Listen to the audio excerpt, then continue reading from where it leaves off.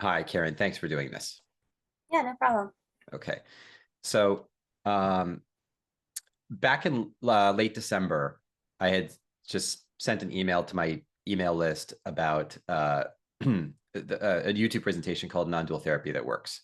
And then you had responded to that, you'd looked at it, and then you could, you related that to some other techniques that you've learned.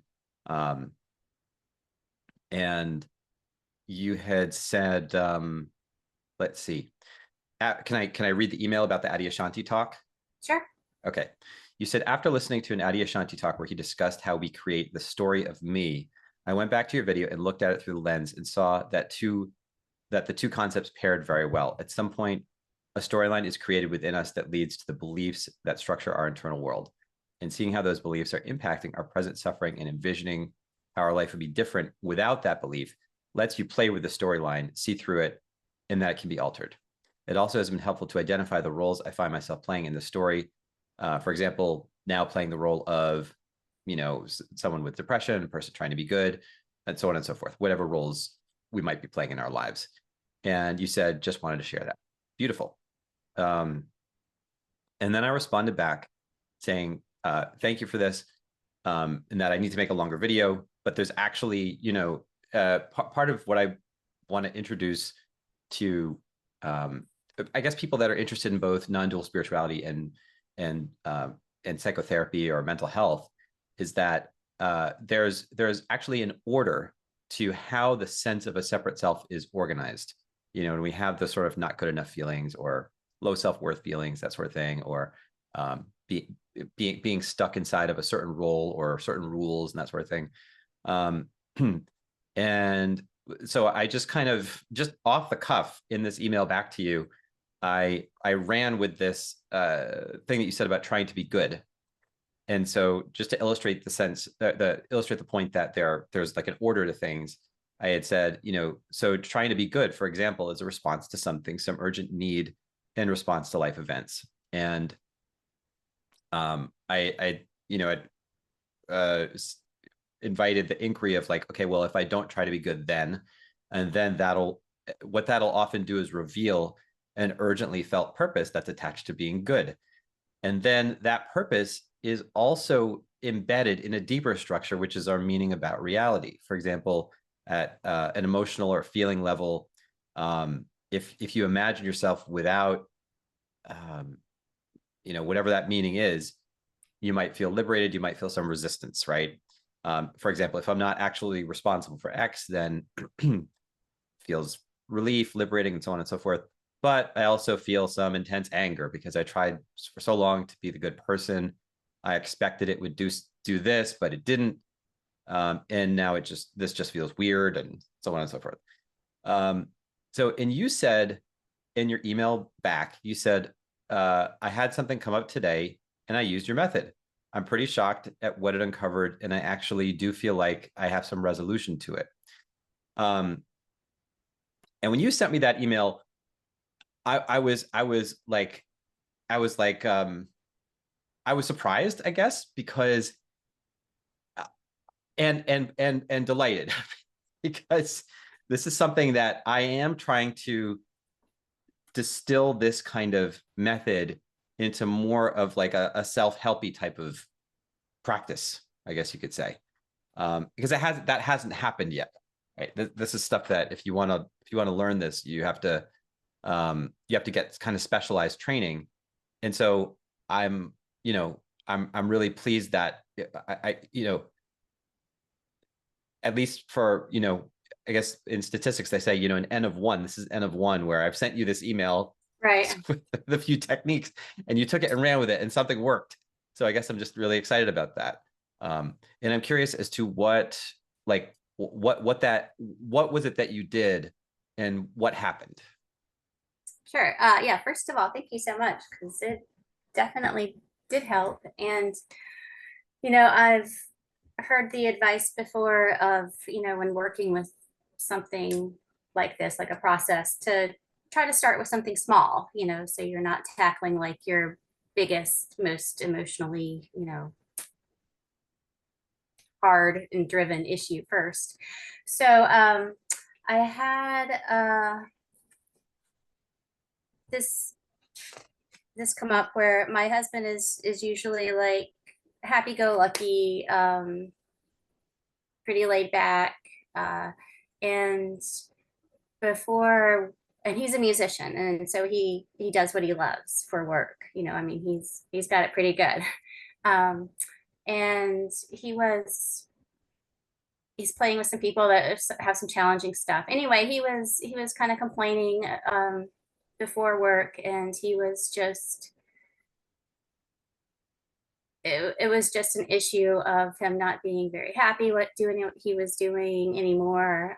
This was just being problematic, and so whenever he left for work, I was just stuck with like this kind of negative, nebulous feeling, and I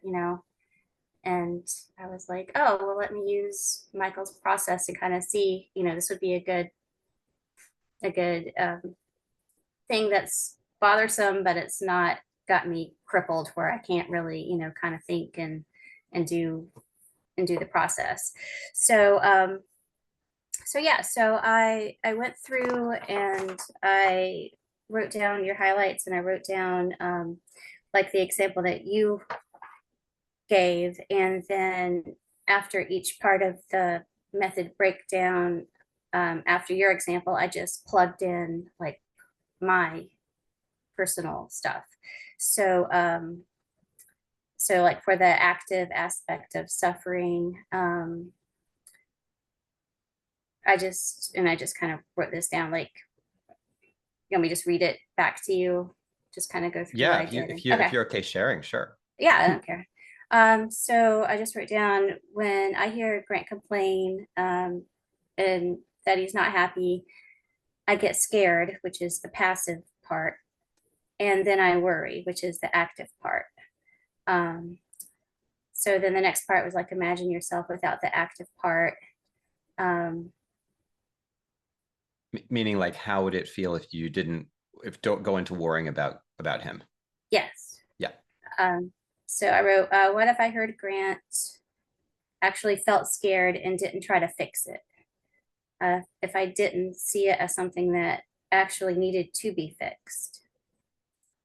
So that was just kind of moving through the process. And then the next part that I wrote down was like, avoid bypassing, like, don't try to transcend it with like, this isn't my true self, isn't pure awareness, like some of the examples you had.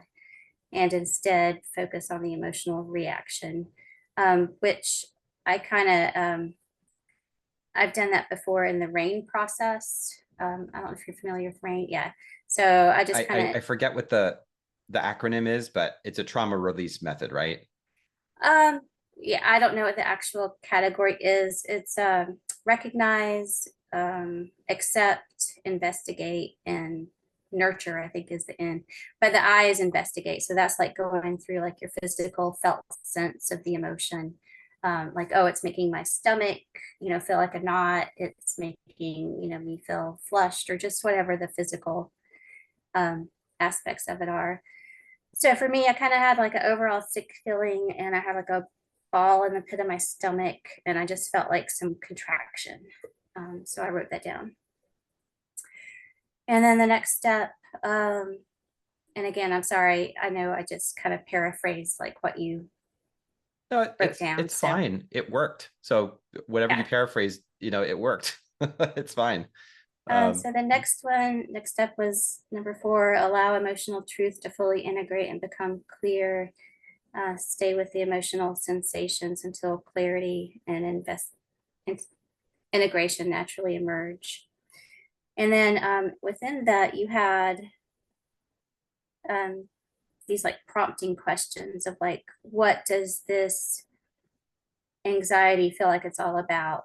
Or I'm responding anxiously as if, blank is going to happen. yes. Um, and you had given the advice of stay open to images and memories. Um, and that reminded me, this was actually in an offshoot of the Finders course. One of the guys who works with him did some kind of a Zoom thing that I listened to, and his advice was like going back to the first time you could remember feeling something similar. Yeah, that can be a helpful tool. Absolutely. So I did that, and what came up for me was uh and and and I'll just say like I'll just stop here because usually I'm like kind of type A, just mental, like um not very, just kind of like relaxed and like, just let memories and things come to me. But with a lot of like the meditation and kind of stuff like that I've been doing, I'm able to access that a little bit more. So because before I think I would have just sat here and thought about it instead of actually like allowing myself just to be receptive to whatever was coming in. But this actually brought up a memory of when I was like, I don't know, 6 or 7 or 8, and my mom was unhappy, and I could remember her having like it wasn't like an argument because there wasn't like a lot of like intense emotion around it, but um, seeing that she was unhappy and just having this memory of her like kind of going off by herself, and um, I couldn't fix it. And just in general, like my whole childhood, like my parents were just very emotionally unavailable, kind of like just left me alone to do my own thing, not supportive, not abusive or anything, but just, kind of neglectful when it came to anything like interpersonal or whatever. So that was kind of shocking that, like, okay, I saw that, like,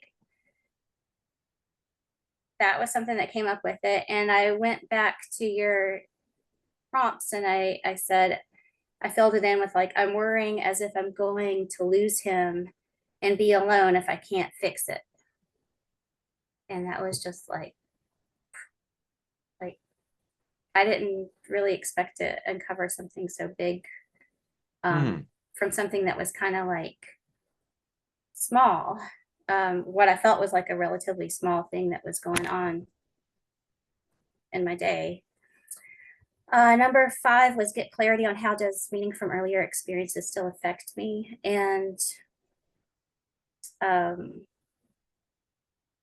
and I know you wrote here something about trying to resolve the root instead of just addressing the symptom. Um, and the questions that you prompted were, what messages do I feel I internalized?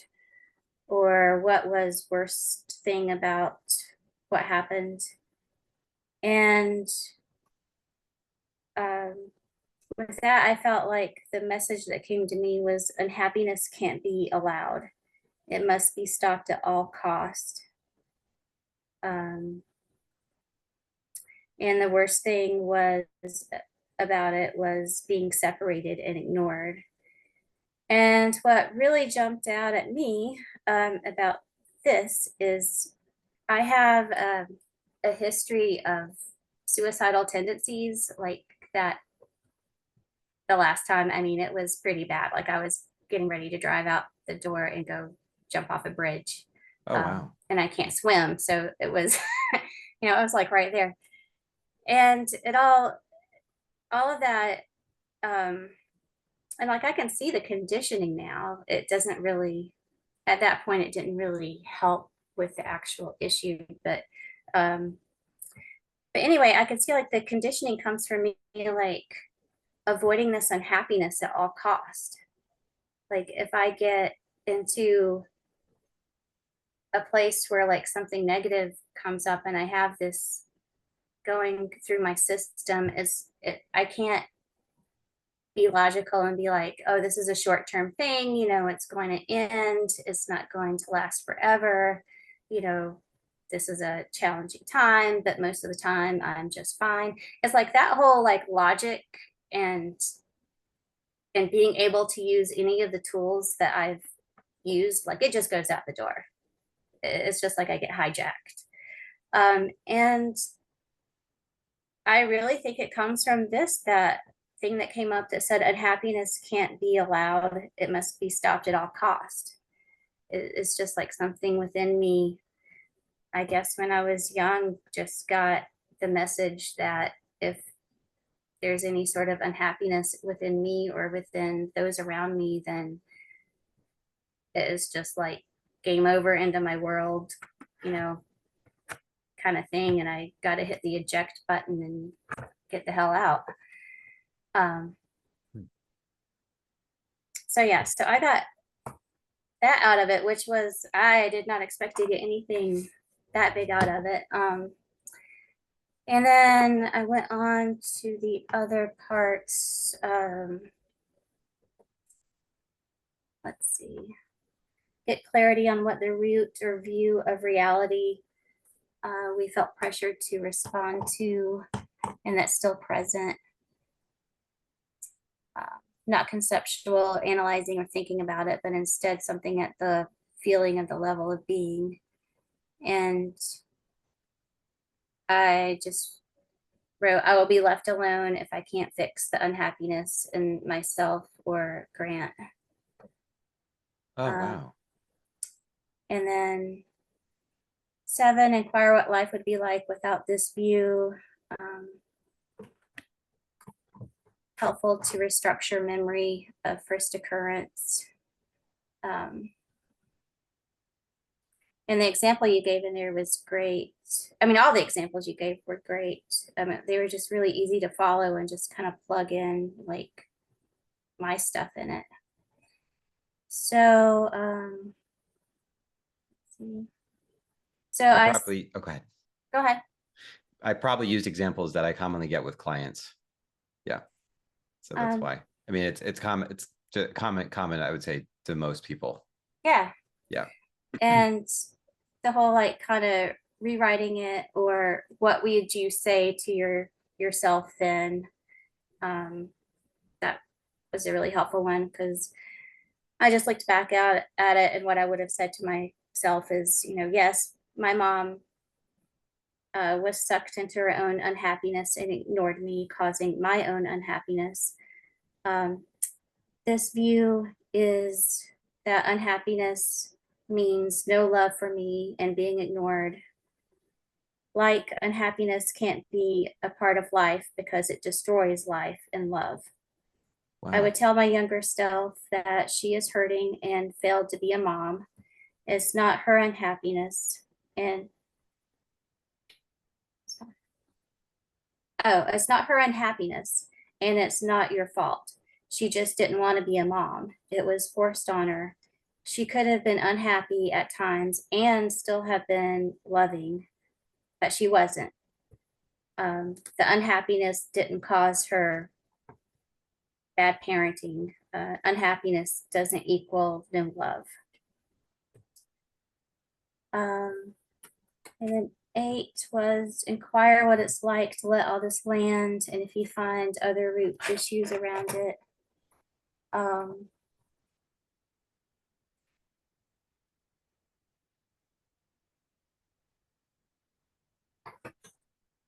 And I mean, and all that landed really well. And then like of course, another issue around it was the one with suicide, where it just fit perfectly into what story I was telling myself about this. So that was it. And I mean, it was crazy fast. It was like, I don't know, 20 minutes, 30 minutes. And I was just, and then you just gave me this huge gift of like seeing through some conditioning and seeing like probably what was the root of my suicidal tendencies and this issue. So, I mean, I just can't thank you enough. Like, just very helpful beyond words. I'm really happy for that. Yeah, that's wonderful. And of course, I didn't make this method up. It comes from coherence therapy. But yeah, but when we trace that thread down to the root, like what we're kind of doing is just tracing back what we're responding to, because what we're really responding to is not a past event, but sort of, again, how we internalize some view of ourselves or some view of what something meant, or how reality is, that was often based on painful experiences. And when we look into that, and it's like the way that we understand like how we could have made sense of things that way, but in the present we realize it's no longer true. And like you said, you could look back at your younger self and say to her, well, let me see if I've got this. It's something like uh un it's like you understood how mom's unhappiness was threatening because um it meant that you were going to be alone if she was just there kind of in her own stuff. Is that how that was set up? Just so that I'm clear. And by the way, this is Uh, the first time we've talked about this. This is the first time I'm yeah, hearing this from you. I think this is the first time we've ever dialogued with each it other about is. anything. It Yeah. is, yeah. Yeah. Um, no, so all throughout my childhood, she was unavailable. Yeah. But I think that I made the connection that the reason she was unavailable was because she was unhappy. And that's why I couldn't let any unhappiness around me, is because it was just a sign that, you know, nuclear explosions going off, it's um Y- like Yeah. Okay. just the unhappiness. I guess I was just blaming her lack of parenting on her being unhappy, and then projecting that onto current situations where like life can't be functional and life can't exist if there's a blip of unhappiness. It's like it has to be happy all the time, or something's super wrong, and it's just threatening to my core.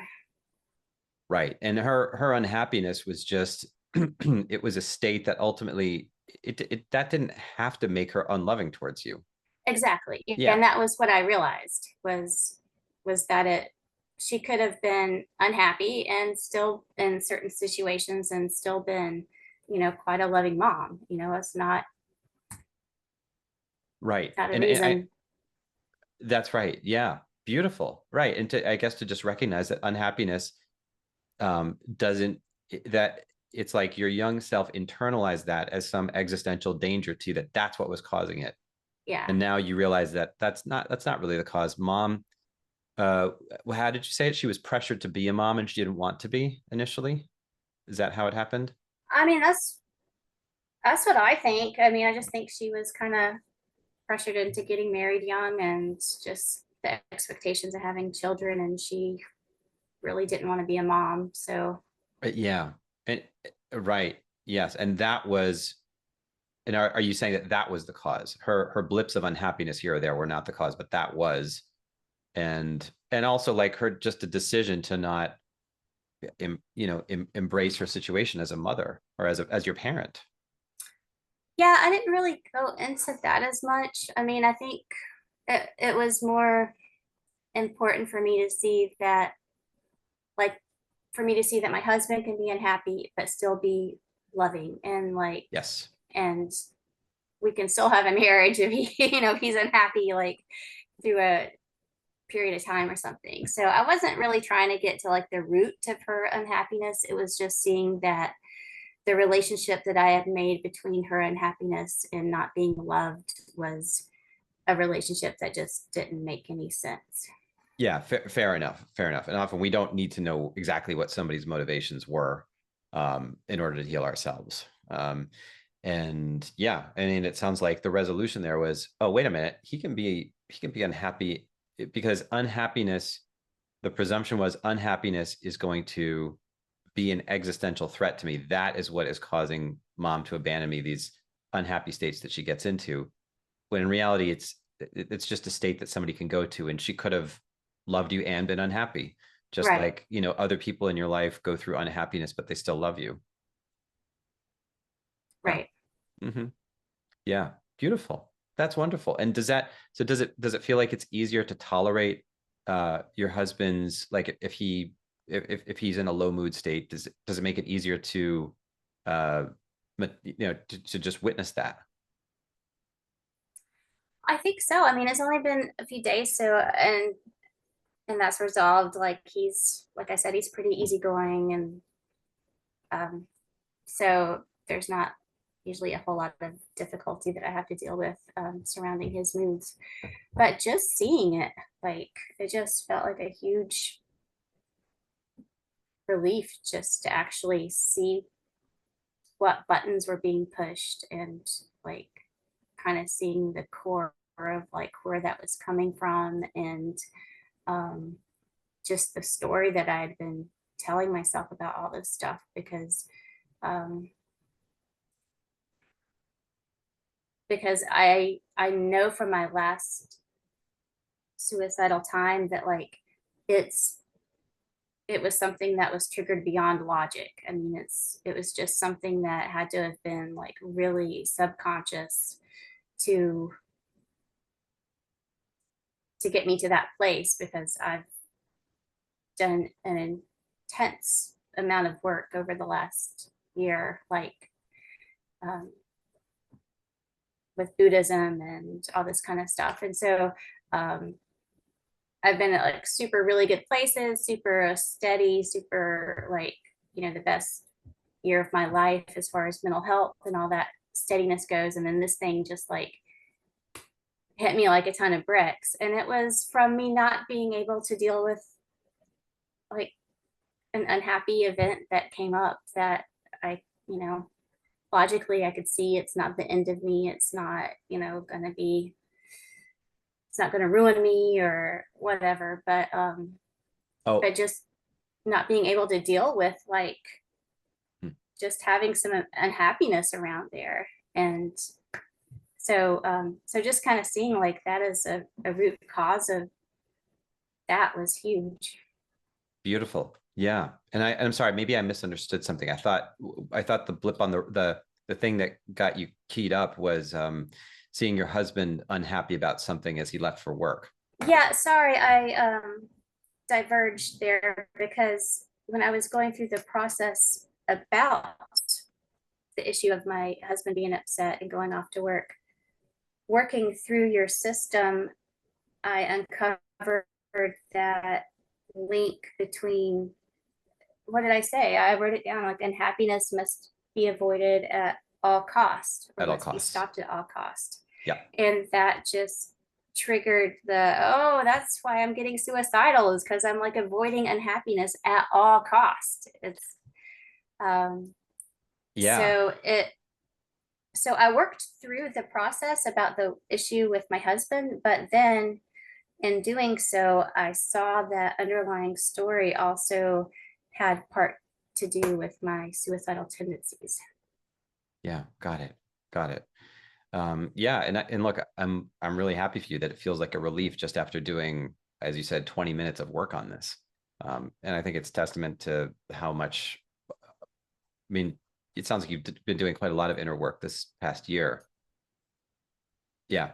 And and that's wonderful. It really it sounds like it sounds like this is something that you know, you might even have like a real proclivity for because you're able to access your inner world so easily.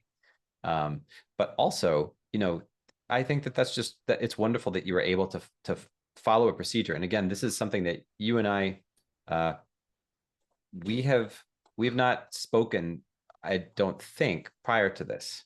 No. No.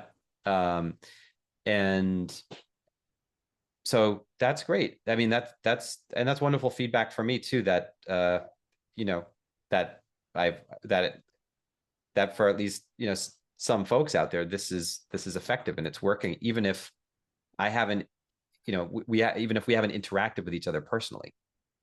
So Yeah, your process, and like I said, the examples are really good, because I could just go through and your prompts, like the examples and then the prompts you had with like asking these questions. It was just boom, boom, boom, boom. right. Yeah. Yeah. Beautiful.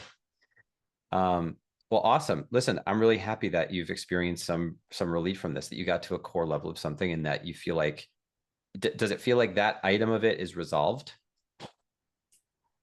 or part of it is part of that's, I Yeah, guess I mean, what, go ahead. I feel like now that I feel like seeing it is the majority of the work, is like just being able to actually like see it, because I couldn't tell where it was coming from.